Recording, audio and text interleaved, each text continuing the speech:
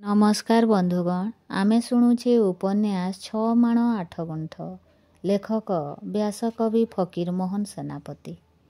तांकु जे मानिला भल जे न मानिला से मध्य भल। केही 10 पद गाली दऊ जाड़ी हाउड़ी परी थांती। शालग्रामर शोइबा बसिबा परी तांको हसकांद केही जानी पारिबे नाही। काहारी संगरे कली किंबा काहारी संगरे भाव नाही। काहारी पाखरे बसी सुख दुख दुईटा कथा कहिबार केही देखि नाही। केवल उआस मध्यरे काहारी बेमार हेले दिन नाई राति नाही जगी बसी सेवा करती। बेमारी समय पोइली हो बा बोहू हो नाही करू करू गोड़े हाथरे हाथ बुलाई देवी। बाहारे हो घरे हो केही उपास थिले ताकू न खुआई जल छुअंती नाही। गाँर दरिद्र बुढ़ी बा अनाथा विधवा मानकर सर्वदा खबर नियंती। काहारी घरे खाइबाकू नथिबार शुणिले सान्तंकु लुचाई पुओ बोहूंकु लुचाई चाउल माणे बिरी जाई मुठाए लुण बकटे तेल टिकिए कखारू खंडे भेंडी जह्नी पुंजाए जହାର जहा दरकार पठाई दियंती। गाँर काहारी बोहू झियो देहकू लागिले पोइली पठाई तनखी करती। देवंतु न देवंतु गरीब दुखी मानंकर तांकोठारे गोटिए बड़ आशा भरोसा थाए। अनेक परजाए खातक अनेक दरिद्र प्रजा सान्ताणीଙ୍କ पाखरे मंगराजଙ୍କ दाढ़रू मुक्ति पाइथिबार शुणा जाए। मंगराजे काहारी उपरे जुलम कले से जदि बहु झियो पठाई सान्ताणीଙ୍କ कानरे दुख कथाटा बजाई पारिला तेबे तो बास। सेथि सकाशे मंगराजଙ୍କ ठारू ढेर गाली गंजणा शुणिबाकू हुए। चंपा टाहुली माहुली केते कथा कहे मात्र सान्ताणी तेतेबेले कालुणी। काहारी उपकार करि पारिले कोटी निधि पाआंती। शिबू पंडिते साधु भाषारे कहंती सान्ताणी दया स्नेह भक्ति प्रभृति स्वर्गीय गुणावलीर मूर्तिमती देवी। सान्ताणींकर किंतु गोटे विचित्र स्वभाव थिला। सेईटी दोष कि गुण आम्भे माने स्थिर करि पारु नाहु। आपण माने बुझंतु। 5टा कथा जोड़ी रंग ढंग करी कहिबार शक्ति तांकर नथिला। पुणी कथा गुड़िक एते धीर जे दांड दुआर लोक केभे तांकर तुंड शुणी नाहंती। मात्र सान्ते उआस मध्यरे कौनसी पोइली बा चाकर उपरे रागी चली हेले बा मारिबाकू बसिले सान्ताणी किछि न बुझी न सुझी मझिरे पशि जाती एवं विविध जुक्ति प्रयोगपूर्वक ताहार निर्दोषता प्रमाण कराइबाकू विविध प्रकार चेष्टा करती। तेतेबेले तांकर सत्य मिथ्या ज्ञान थाए नाही। सुतरां सान्तांक रागटा तांकरी मुंड उपर देई चली जाए। पर पाई विशेषरे दोषी को रक्षा करिबा पाई मिथ्या कथा कहिबा एवं अन्यर अपराध सकाशे आपे लांछित हेबा अवश्य बुद्धिमतार कार्य नहे। मात्र आजी जाए तांकर स्वभाव बदली नथिला। स्वभाव नैव मुच्यते। दोषी हेउ बा निर्दोष हो काहारी किछि दुख देखिले से कांदी पकाउथिले। आउ गोटिए कथा उआस मध्यरे 2टा पोइली मध्यरे बा बहु बहु मध्यरे कली हेले से प्राय दुर्बल पट धरी चलिबार देखा जाए। एईटा अवश्य पक्षपातितार चिन्ह। बुझी समझी पक्ष धरिबाकू हुए। तांकोठारे ए गुणर नितांत अभाव थिला। सान्ताणींकर गोटिए महद्दोष थिला। अवश्य महद्दोष बोलिबाकू हेबो। सान्ते सेथि सकाशे चिरकाल विरक्त। तांकर घरकरणा बुद्धि जड़सुद नथिला। टंका पैसा जे कि महामूल्य पदार्थ से ताहा जाणु नथिले। से खोजंती नाही। सुतरां हाथ पैठ हुए नाही। जदि दैवा 2 अणा 4 अणा पैसा टंकाटीए सुकीटीए हाथरे पड़ी जाए धान असुआ हांडी तले नहिले कुंडा हांडी तले भगाड़ी पकांती नहिले चाल बाड़े खोसी दियंती। गाँर काहारी झियो शाशुघर को जिबा बेले साड़ी खंडे किंबा थोप जोड़ाए किंबा भुजा उखुड़ा 2 माण मुकुंदा हाथरे किणई दियंती किंबा काहारी घरे खाइबार नथिले ताहा भाग्ୟରେ पड़े एपरी देवार शुणा जाए। किंतु केही केवे देखि नाही। जहा हौ सान्ताणींकर ଦୋଷ ଥାଉ ବା ଗୁଣ ଥାଉ, ଘରଠାରୁ ବାହାର ପର୍ଯ୍ୟନ୍ତ ସମସ୍ତେ ହାଏ ହାଏ କରୁଛନ୍ତି। କେବଳ କାନ୍ଦୁନାହିଁ ଜଣେ।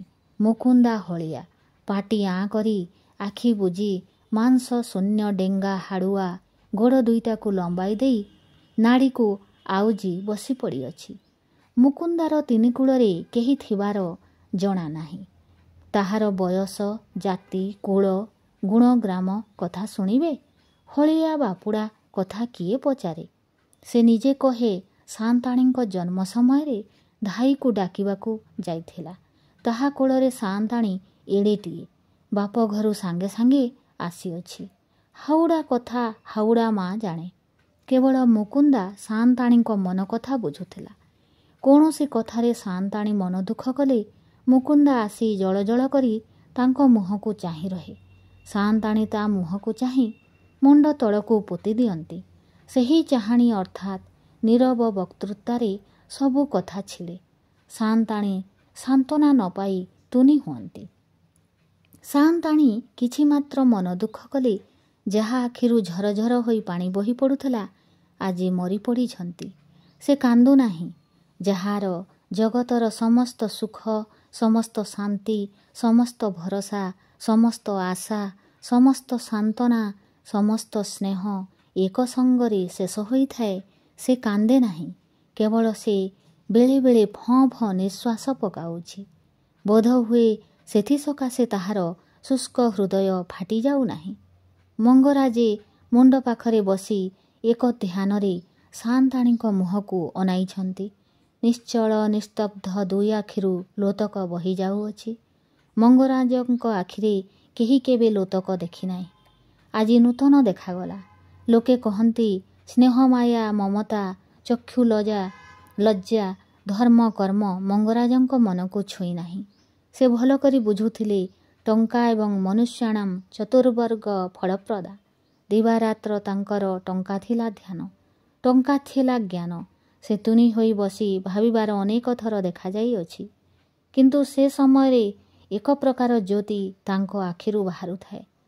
ସମୁଦ୍ର ଗର୍ଭଜାତ ଉତ୍ତାଳ ତରଙ୍ଗମାଳା ବେଳାଭୂମିରେ ପଡ଼ି ଲୀନ ହୋଇଗଲା ପରି ହୃଦୟଜାତ ନାନା ଆଶା, ନାନା ଚିନ୍ତାର ତରଙ୍ଗ ଆସି ଭ୍ରୁଲତାର ଉପରି ଭାଗରେ ରେଖାକାର ଧରି ଲୀନ ହୋଇଥାଏ। ଆଜି ଭାବନା କିନ୍ତୁ ଅନ୍ୟ ରୂପ। ନେତ୍ର ଅର୍ଦ୍ଧ ନିମୀଳିତ, ସ୍ପନ୍ଦନ ଶୂନ୍ୟ, ଅଶ୍ରୁସିକ୍ତ। ମଙ୍ଗରାଜ କି ସାଆନ୍ତାଣୀଙ୍କ ସକାଶେ କାନ୍ଦୁଛନ୍ତି? ପ୍ରିୟ ବସ୍ତୁର ବିୟୋଗ ମନୁଷ୍ୟ ପକ୍ଷରେ ଅସହ୍ୟ। ମଙ୍ଗରାଜ କି ପବିତ୍ର ଦାମ୍ପତ୍ୟ ପ୍ରେମର ସ୍ୱର୍ଗୀୟ ମାଧୁରୀ ଅନୁଭବ କରୁଥିଲେ। କାହିଁ ସେ ସାଆନ୍ତାଣୀଙ୍କୁ ପ୍ରେମରେ ଦୁଇଟା କଥା କହିବାର ତ କେହି କେବେ ଶୁଣି ନାହିଁ। ତେବେ ଆଜି ଏତେ ବ୍ୟାକୁଳ କି ପାଇଁ? ଯାହା ହେଉ, ସାଆନ୍ତାଣୀଙ୍କ ବିଚ୍ଛେଦ ଯନ୍ତ୍ରଣା ଯେ ସେ ଅନୁଭବ କରୁଛନ୍ତି, ସହଜ ବିଶ୍ୱାସରେ ଆମ୍ଭେମାନେ ଏହା ବୋଧ କରୁଅଛୁ। ଯାହାକୁ 8 କଳସ ମାଡ଼ି ବେଦୀ ଉପରେ ବିବାହ କରି ଅର୍ଦ୍ଧାଙ୍ଗ ରୂପେ ଗ୍ରହଣ କରିଅଛି, ସେ ଭଲ ହେଉ ବା ମନ୍ଦ ହେଉ, ତାହା ପ୍ରତି ଗୋଟିଏ ମାୟା ଥାଏ। ଏହି ନୈସର୍ଗିକ ମାନବ ଧର୍ମ ଅତିକ୍ରମ କରିବା ସହଜସାଧ୍ୟ ନୁହେଁ। ଯେ ସ୍ତ୍ରୀ ଧର୍ମ କାର୍ଯ୍ୟର ସହଧର୍ମିଣୀ, ପ୍ରାଣାଧିକ ସନ୍ତାନ ସନ୍ତତିଙ୍କ ଜନନୀ, ଯେ ସ୍ତ୍ରୀ ସୁଖ ଦୁଃଖର ଏକମାତ୍ର ସମଭାଗିନୀ, ଯେ ସ୍ତ୍ରୀ ରୋଗରେ ଶୁଶ୍ରୂଷାକାରିଣୀ, ବିପଦରେ ମନ୍ତ୍ରୀ, ଶରୀର ରକ୍ଷାରେ ଧାତ୍ରୀ, ତୁମ୍ଭେ ଯଦି ନିତାନ୍ତ ପାଷାଣ୍ଡ ହୁଅ, ତାହାର ଗୁଣ ଗାରିମା ଅନୁଭବ କରିବାର ଶକ୍ତି ଯଦି ନିତାନ୍ତ ତୁମ୍ଭର ନଥାଏ, ଜୀବନ କାଳରେ ତାକୁ ପ୍ରେମ କର ଅବା ନ କର, କିନ୍ତୁ ତାହାର ବିଚ୍ଛେଦ ଯନ୍ତ୍ରଣା ଅବଶ୍ୟ ଭୋଗ କରିବାକୁ ହେବ।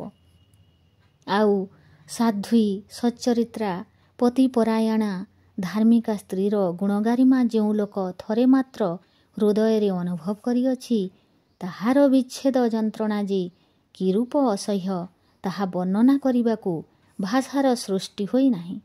ତାହା ସ୍ତ୍ରୀ ବିୟୋଗ ବିଧୁର ବ୍ୟକ୍ତି କେବଳ ହୃଦୟରେ ଅନୁଭବ କରେ।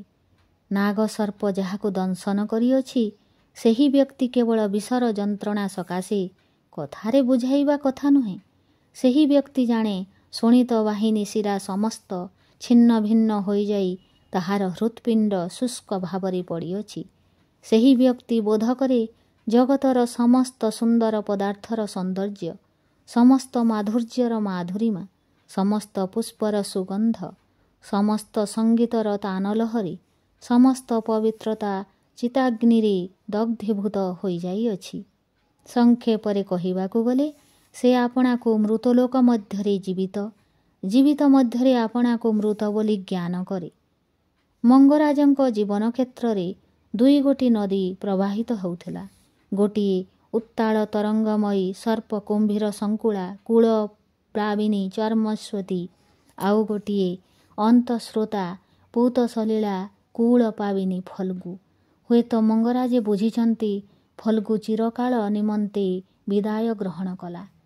ମଦ୍ୟପର ସମ୍ମୁଖରେ ଗିନାଏ ଜଳ, ଗିନାଏ ମଦିରା ଥୁଆ ହୋଇଥିଲେ ସେ ସୁରାଗିନାଟିକୁ ଅଧିକ ଆଦର କରେ ଏବଂ ଯତ୍ନରେ ରଖେ। ମାତ୍ର ଜଳଗିନାଟାର ଏକାବେଳକେ ଅଭାବ ହେଲେ ଯେ କେତେବେଳେ ବୁଝିପାରେ ସୁରା ଉନ୍ମାଦକାରିଣୀ ସତ୍ୟ, ମାତ୍ର ଜଳ ତାହାର ଜୀବନ। ମଙ୍ଗରାଜଙ୍କ ଅବସ୍ଥା ଦେଖି ଆମ୍ଭେମାନେ ଅନୁମାନ କରୁଅଛୁ ତାଙ୍କ ମନରେ ଦୁଃଖ ଓ ଅନୁତାପ ଉଭୟେ ଉପସ୍ଥିତ ହୋଇଅଛି। ଦୁଃଖରେ ମନୁଷ୍ୟ କାନ୍ଦେ, ଅନୁତାପରେ କାନ୍ଦେ ନାହିଁ। ଦୁଃଖ ହୃଦୟର ଜ୍ୱଳନ୍ତ ଅଙ୍ଗାର, ଅନୁତାପ ତୃଷାନଳ। ନିଜର ଦୁଷ୍କୃତି, ନିଜର ଅଯତ୍ନ ସହିତ ସାନ୍ତାଣୀଙ୍କ ମୃତ୍ୟୁର ନିକଟ ସମ୍ବନ୍ଧ ଥିବାର ଅନୁମାନ କରି ସେ ଅନୁତାପ କରୁଅଛନ୍ତି କି? ତାଙ୍କ ଦ୍ୱାରା ସଂଖ୍ୟାତୀତ ଦୁଷ୍କୃତି ଅନୁଷ୍ଠିତ ହୋଇଅଛି। କାହିଁ କେବେ ହେଲେ ସେ ତ ଅନୁତାପ କରୁଥିବାର କେହି ଦେଖିନାହିଁ।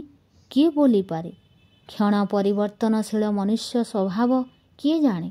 ବିଶ୍ୱବିଧାତା ସମାନ ଉପାଦାନରେ ଜଗତରେ ସମସ୍ତ ନରନାରୀଙ୍କୁ ସୃଷ୍ଟି କରିଅଛନ୍ତି। ରକ୍ତ ମାଂସ ଅସ୍ଥି ମଳମୂତ୍ରରେ ଯେପରି ଶରୀର ଗଠିତ, ସେହିପରି ଦୟା ମାୟା ସ୍ନେହ ମମତା ହିଂସା ଦ୍ୱେଷ ନିଷ୍ଠୁରତା ପ୍ରଭୃତି ବୃତ୍ତିମାନଙ୍କରେ ମନ ଗଠିତ। ସେହି ସମସ୍ତ ବୃତ୍ତି ଉପଯୁକ୍ତ ରୂପେ ସମାନ ଭାବରେ କାର୍ଯ୍ୟକାରୀ ହେଲେ ମନୁଷ୍ୟ ମନୁଷ୍ୟ ହୋଇଥାଏ। ମାତ୍ର ଯେବେ ଗୋଟିଏ ଉପାଦାନ ବଳବତ୍ତର ହୋଇ ସୀମା ଲଙ୍ଘନ ପୂର୍ବକ ଅନ୍ୟ ବୃତ୍ତିମାନଙ୍କ ଉପରେ ଆଧିପତ୍ୟ ବିସ୍ତାର କରେ, ତେବେ ସେ ମନୁଷ୍ୟର ମନୁଷ୍ୟତ୍ୱ ଲୁପ୍ତ ହୋଇଯାଏ। ସେତେବେଳେ ହୁଏତ ସେ ଦେବତା ନଚେତ୍ ରାକ୍ଷସ ରୂପେ ପରିଚିତ ହୁଏ। ଅର୍ଥାତ୍ ମନୁଷ୍ୟର ମନ ସ୍ୱର୍ଗୀୟ ଓ ନାରକୀୟ ଦୁଇ ପ୍ରକାର ବୃତ୍ତିରେ ଗଠିତ। ସ୍ୱର୍ଗୀୟ ବୃତ୍ତି ମନୁଷ୍ୟକୁ ଦେବତା ରୂପେ ପରିଗଣିତ କରେ ଓ ନାରକୀୟ ବୃତ୍ତି ରାକ୍ଷସ କରିପକାଏ। ଯଦି ତୁମ୍ଭେ ଶୁଣ ଗୋଟିଏ ଲୋକ ଦୟାପରବଶ ହୋଇ ଅନ୍ୟର ଜୀବନ ରକ୍ଷା କରିବାକୁ ଯାଇ ଆପଣାର ଜୀବନ ବିସର୍ଜନ କଲା, ସେତେବେଳେ କି ତାହାକୁ ଦେବତା କହିବ ନାହିଁ? ଯେତେବେଳେ ଶୁଣ ଜଣେ ଲୋକ କେତେ ଖଣ୍ଡ ସୁନା ଅଳଙ୍କାର ସକାଶେ ଗୋଟିଏ ଶିଶୁ ହତ୍ୟା କଲା, ମିଳାଇ ଦେଖ ପୁରାଣ ବର୍ଣ୍ଣିତ ରାକ୍ଷସ ସହିତ ତାର ମେଳ ହେଉଛି କି ନା? ମାତ୍ର ଏପରି ଦୃଷ୍ଟାନ୍ତ ବିରଳ ନଥିଲେ ମଧ୍ୟ ସଚରାଚର ଦେଖାଯାଏ ନାହିଁ। ମନୁଷ୍ୟ ଚିରକାଳ ମନୁଷ୍ୟ ଏବଂ ମନୁଷ୍ୟ ମନର ମୂଳ ଉପାଦାନ ସମାନ ଥିଲେ ମଧ୍ୟ ବାହ୍ୟ ପ୍ରକୃତି ଅସାମଞ୍ଜସ୍ୟମୟ। କୋଟି କୋଟି ମନୁଷ୍ୟ ମଧ୍ୟରେ ଜଣକର ରୂପ ସହିତ ଅନ୍ୟ ଜଣକ ରୂପର ମିଳନ ନାହିଁ। ମାନସ ପ୍ରକୃତି ମଧ୍ୟ ସେହିପରି। କାହାରି କାହାରି କୌଣସି ଚିତ୍ତବୃତ୍ତି ବଳବତୀ, କାହାର ଦୁର୍ବଳତା, କାହାରି କାହାରି ଚିରନିଦ୍ରିତା। ସମୟ ବିଶେଷରେ ଘଟଣାଚକ୍ର ପରିବର୍ତ୍ତନରେ ନିଦ୍ରିତା ବୃତ୍ତି ସମସ୍ତ ଜାଗରିତ ହୋଇ ଉଠିବାର ଦେଖାଯାଏ। ମଦ୍ୟପ ଦୁରାଚାର ଜଗାଇ ମାଧଇ ପରମ ବୈଷ୍ଣବ ହେବେ କିଏ ଜାଣିଥିଲା? ଆଉ ଖ୍ରୀଷ୍ଟ ବିଦ୍ୱେଷୀ ଅତ୍ୟାଚାରୀ ପାଉଲ ଆଜି ପୂଜନୀୟ ମହର୍ଷି ପଦବାଚ୍ୟ।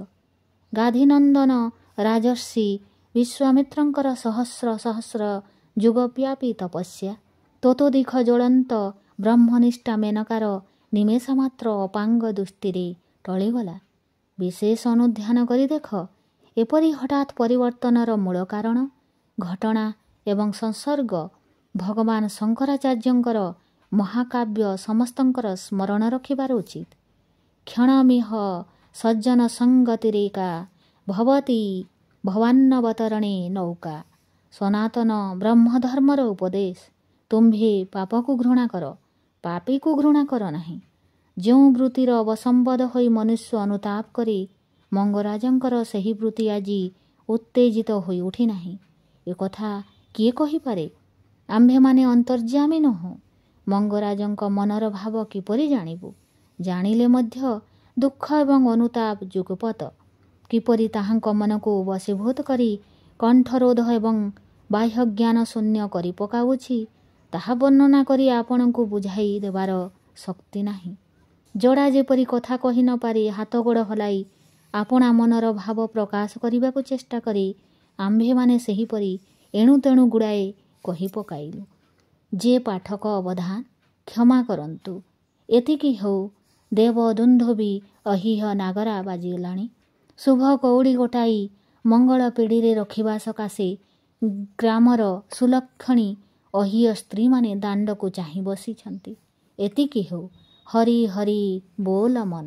ପରିଚ୍ଛେଦ 19 ପୁଲିସ ତଦାରଖି। ପ୍ରତିଦିନ ଗୋବିନ୍ଦପୁରରେ ଯେପରି ରାତି ପାହେ ଆଜି ମଧ୍ୟ ଠିକ୍ ସେହିପରି ପାହିଅଛି।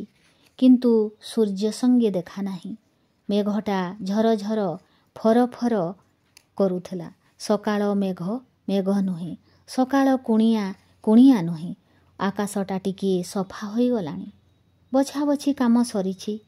କେହି ବିଲବାଡ଼ିକୁ ଯିବାକୁ ନାହିଁ। କେହି ପିଣ୍ଡାରେ ବସି ବାଟଣା ବାଟୁଛି। କେହି ଗୁହାଳ କଢ଼ାରେ ଲାଗିଛି। କେହି କେହି ଝାମ୍ପିଟାଏ ମୁଣ୍ଡେଇ ହାତରେ ଦଉଡ଼ି ଖଣ୍ଡେ ଦାଟାଏ ଧରି କାହାଳିଟାଏ ଓଟାରି ଓଟାରି ବାହୁଙ୍ଗିଟା କାନ୍ଧରେ ପକାଇ ଘାସ କାଟିବାକୁ ବାହାରିଅଛି। କେହି ପିଢ଼ାରେ ଚଢ଼ି କଖାରୁ ଡଙ୍କ ସଳଖି ଦେଉଛି। ଘରେ ଲୁଣ ନଥିବା ଶୁଣି ହରିପୁହାଣ ବିବିଧ ଯୁକ୍ତି ପ୍ରଦର୍ଶନ ପୂର୍ବକ ଆପଣା ଭାର୍ଯ୍ୟାର ଅପରିମିତ ବ୍ୟୟଶୀଳତା ସାବ୍ୟସ୍ତ କରୁଅଛି। ମାଇକିନିଆମାନେ ବାସି ପାଇଟି ସାରି ବାଡ଼ି ପୋଖରୀକୁ ବାହାରିଲେଣି। ତନ୍ତୀ ସାଇଟା ଝସ୍ ଦୁମ୍ ଶବ୍ଦରେ ଉଛୁଳି ପଡ଼ୁଅଛି। ତନ୍ତିଆଣୀମାନେ ପିଣ୍ଡାରେ ବସି ଖଡ଼ର ଖଡ଼ର କରି ନଟେଇ ବୁଲାଇ ପକାଉଅଛନ୍ତି। ବେଳ ଅନ୍ଦାଜ 3 ଘଡ଼ି କି ଦଣ୍ଡେ 2 ଦଣ୍ଡ ବେଶୀ। ଶାମ ସାହୁ ଘର ହଳିଆ ଗୋପାଳ ସାମଲ ଝାମ୍ପିଟାଏ ମୁଣ୍ଡରେ ଦେଇ କୋଡ଼ି ଧରି ନଈ ପଡ଼ି ବିଲରେ ହିଡ଼ ବାନ୍ଧୁଥିଲା। ବାଟ ପାଖିଆ ବିଲ। ସାଆନ୍ତା ଘର ହଳିଆ ଘୁଷୁରିଆ ଗୋବରା ଜେନା ଘର ଆଡ଼କୁ ଚଞ୍ଚଳ ଚାଲିଅଛି। ଗୋପାଳିଆ ଉପରେ ନଜର ପଡ଼ିଯିବାରୁ ତାକୁ ହାତ ଟେକି ଇସାରା କରି ପାଖକୁ ଡାକିଲା। ତାକୁ କହିଲା, ମୁଁ ଗୋଟାଏ ଭାରି କାମରେ ଯାଉଅଛି। ଭାରି ଗୁପ୍ତ କଥା। ତୋତେ ବିଶ୍ୱାସ ପାଏ ବୋଲି କହୁଛି। ତାହା କାନରେ ତୁନି ତୁନି ଭାରି କଣ କରି କଣ କଣ କହିଲା। ବୁଝି ଖବରଦାର ଏ କଥା ଯେମନ୍ତ ଆଉ କାହା କାନରେ ନ ପଡ଼େ। ସାଆନ୍ତାଙ୍କର ମନା ଅଛି। ଘୁଷୁରିଆ ଯାଉ ଯାଉ ବାଟରେ ମକର ଜେନା ପାଣକୁ ଭେଟିଲା। ତାହା କାନରେ ତୁନି ତୁନି କେତେଟା କଥା କହି କଥାଟା ଗୁପ୍ତରେ ରଖିବା ସକାଶେ ଉପଦେଶ ଦେଇ ଚାଲିଗଲା। ତାହା ବାଦ ଦନେଇ ସାହୁ, ବିନୋଦିଆ, ନଟବରିଆ, ଭୀମା ମା ଏମାନଙ୍କ ସଙ୍ଗରେ ସାକ୍ଷାତ ହେଲା। ସେମାନଙ୍କୁ ମଧ୍ୟ ତୁନି ତୁନି କହି ସେହିପରି ଗୁପ୍ତରେ ରଖିବାକୁ ଉପଦେଶ ଦେଲା। ଗୋପାଳିଆ କାମ କରିବ କ'ଣ? ସାହୁ ପାଖକୁ ଧାଇଁଲା। ହରି ସାହୁ କହିଲା ଶାମ ସାହୁକୁ, ହଟିଆ କହିଲା ନଟିଆକୁ, ଜେମା ମା କହିଲା ଶାମା ମା'କୁ, ଶ୍ରୀମତୀ କହିଲା କନ୍ୟା ବୋହୂକୁ। ଗ୍ରାମ ଗୋଟା ଯାକ କୁହାକୁହି ହେଲେ। ସମସ୍ତଙ୍କର ତୁନି ତୁନି କଥା ଗୋପନ ରଖିବାକୁ ସମସ୍ତଙ୍କର ଉପଦେଶ। କେହି କହିଲା ଉଛୁଣି ଜମାଦାର ପହଞ୍ଚିବ। ଆଉ ଜଣେ ପ୍ରତିବାଦ କରି କହିଲା ନାହିଁ ନାହିଁ, ଖୁଣି ମାମଲା, ଦରୋଗା ନିଜେ ଘୋଡ଼ାରେ ଚଢ଼ି ଆସିବେ। ମାତ୍ର ଜାଣିବା ଶୁଣିବା ଲୋକମାନେ କହିଲେ ଏ କି ତମ ଆମ ଘର କଥା। କଟକରୁ ନିଜେ କୁମ୍ପୁନି ପଲଟଣ ଘେନି ଆସିବ। ଗାଁ ଲୋକେ ଯେ ବନ୍ଧାଛନ୍ଦା ହେବେ ନିଃସନ୍ଦେହ ସର୍ବଦା ଆଦି ସମ୍ମତ। ଦଣ୍ଡକ ମଧ୍ୟରେ ଗାଁ ନିସ୍ତବ୍ଧ ହୋଇଗଲା। ବୋହୂଗୁଡ଼ାକ ପାଣିରେ ବୁଡ଼ି ପଡ଼ି ଘରକୁ ଧାଇଁଛନ୍ତି। ଲୁଗା ଚୁପୁଡ଼ିବାକୁ ବେଳ ନାହିଁ। ଲୁଗା ଧଡ଼ର ଧଡ଼ର ବାଜି ଗୋଡ଼ ତଳେ ଝରଝର ହୋଇ ପାଣି ବୋହି ପଡ଼ୁଛି। ଚଞ୍ଚଳରେ ମାଠିଆ ପୁରାଇ ପାରି ନାହିଁ। ଅଧ ମାଠିଆଏ ପାଣି। ବେଶୀ ଦେଶହିତୈଷୀମାନେ ସଭାରେ ବକ୍ତୃତା କଲାପରି ଘଟର ଘଟର କରି ଗର୍ଜନ କରୁଅଛି। ବ୍ରେତ୍ର ହସ୍ତ ଅବଧାନେ ସହସା ଅନ୍ତର୍ଧ୍ୟାନ ହେବାରୁ ଚାଟ ଟୋକାଗୁଡ଼ାକ ଗୋହିରୀରେ ଭାରି ଗୋଳମାଳ କରି ଧାଁ ଦୌଡ଼ ଲଗାଇଅଛନ୍ତି। ଖୁଣିଆ ସ୍ୱାମୀକୁ ପୁଲିସ ବାନ୍ଧି ନେଲା ପରି ଗୋଟାଏ ସାନ ପିଲାକୁ ବଡ଼ ଚାଟ ଧରି ଘେନି ଯାଉଥିଲା। ସେହି ପିଲାଟା ସମସ୍ତଙ୍କଠାରୁ ବେଶୀ ଧାଇଁଛି। ଘୁଷୁରିଆ ଫେରିଆସି ସାଆନ୍ତାଙ୍କୁ ଖବର ଦେଲା ଗୋବରା ଜେନା ଘରେ ନାହିଁ। ସେ କାଲି ରାତିରୁ ଘରକୁ ଯାଇନାହିଁ। ସାଆନ୍ତେ ପ୍ରଥମେ ହଳିଆ ପଠାଇଲେ। ତାହା ବାଦ ଆପେ ତନ୍ତି ସାଇ ଦୁଆର ଦୁଆର ବୁଲିଲେ। ଜଣକର ସୁଦ୍ଧା ଭେଟ ପାଇଲେ ନାହିଁ। ଆଉ ଯାହା ଦୁଆରକୁ ଯାଆନ୍ତି ତାହାର କବାଟ କିଳା। ଘରେ କେହି ନାହିଁ। ମଙ୍ଗରାଜେ ନିତାନ୍ତ ବ୍ୟସ୍ତ ହୋଇପଡ଼ି ଘର ବାହାର ହେଉଛନ୍ତି। କାହାରି ଭେଟ ନ ପାଇ କିଛି ସ୍ଥିର କରିପାରୁନାହାନ୍ତି। ଘୁଷୁରିଆ ହଳିଆ ଗୋଟିଏ ଠେଙ୍ଗା ଧରି ବାଡ଼ି ପଟରେ କୁକୁର ତଡ଼ୁଅଛି। ଯୋଡ଼ାଏ ବିଲୁଆ କିଆବଣ ଭିତରେ ପଶି ଜଳ ଜଳ କରି ଓଳିକୁ ଚାହିଁ ତୁନି ହୋଇ ପଡ଼ିଛନ୍ତି। ବେଳ 2 ପ୍ରହର ଗଡ଼ିଗଲା। ଗୋବିନ୍ଦପୁର ଗ୍ରାମ ପୂର୍ବ ମୁଣ୍ଡରେ ଗୋଟିଏ ଟାଙ୍ଗଣ ଘୋଡ଼ା ଉପରେ ଏକ ବିଶାଳ ମୂର୍ତ୍ତି ସୁଆର ଦେଖାଗଲେ। ସୁଆରଙ୍କ ବିଶାଳ ଦାଢ଼ି ଛାତି ଘୋଡ଼େଇ ପକାଇଅଛି। ଦେହରେ 6 କଲିଆ ଢିଲା ହାତ ଚପକନ୍, ମୁଣ୍ଡରେ ଜାମଦାନୀ ଲୁଗାର ବାଙ୍କ ଟୋପି, ଗୋଡ଼ରେ ଢିଲା ପାଇଜାମା। ଘୋଡ଼ା ଠୁକ୍ ଠୁକ୍ କରି ମିଠା କଦମ ଚାଲିଅଛି। ଆଗରେ ପଛରେ 5 ଜଣ ଠେଙ୍ଗା ସ୍କନ୍ଧ ଚୌକିଦାର ନସର ପସର ହୋଇ ଧାଇଁଛନ୍ତି। ସମସ୍ତଙ୍କ ଆଗରେ ଗୋବରା ଜେନା ଠେଙ୍ଗା କାନ୍ଧେଇ ଧାଇଁଛି। ମଙ୍ଗରାଜଙ୍କ ଦୁଆର ଆଗରେ ଗୋବରା ପଛ ମୁହଁ କରି ଛିଡ଼ା ହୋଇଗଲା। ସୁଆର କହିଲେ, ଏହି ଘର। ଗୋବରା ହାତ ଯୋଡ଼ି କହିଲା, ଖୋଦାବନ୍ଦ